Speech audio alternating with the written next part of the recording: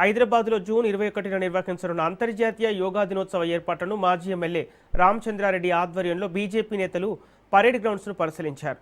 June 21ని ప్రపంచ యోగా దినోత్సవంగా 178 దేశాల మద్దతుతో గుర్తించిందని రామచంద్రారెడ్డి తెలిపారు.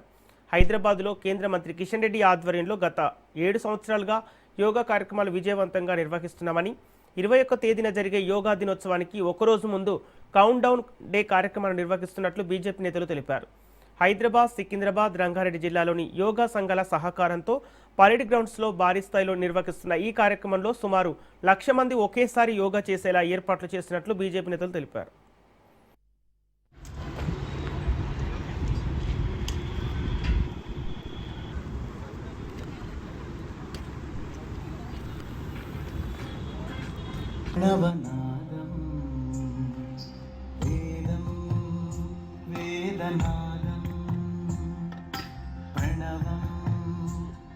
సారమే ప్రణవం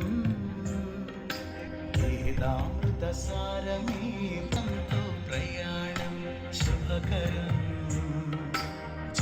సికింద్రాబాద్, రంగారెడ్డి జిల్లాలో ఉన్నటువంటి అన్ని యోగా అసోసియేషన్ వాళ్ళ యొక్క నేతృత్వంలో రేపు సుమారు 1,00,000 మంది ఒకేసారి యోగా చేసేటట్టు ఏర్పాట్లు కూడా జరుగుతున్నాయి.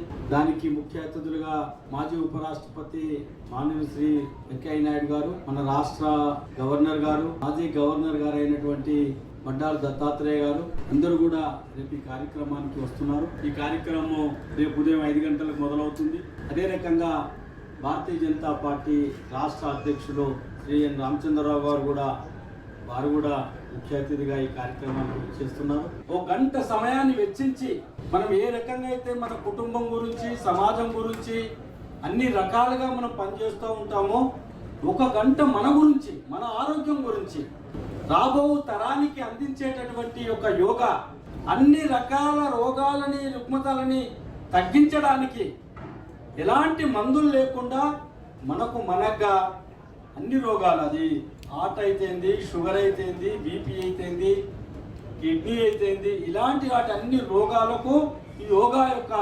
చేసేటటువంటి యోగా రకరకాల విన్యాసాలతో చేసేటటువంటి, అది సూర్య నమస్కారం కావచ్చు, వజ్రాసనం కావచ్చు, సర్వంగాసనం కావచ్చు, మయూరాసనం కావచ్చు, పద్మాసనం కావచ్చు, ఇలాంటి ఆసనాలలో ఉన్నటువంటి రకరకాల రోగాలని నివారించేటటువంటి మన చేతుల్లో ఉన్నటువంటి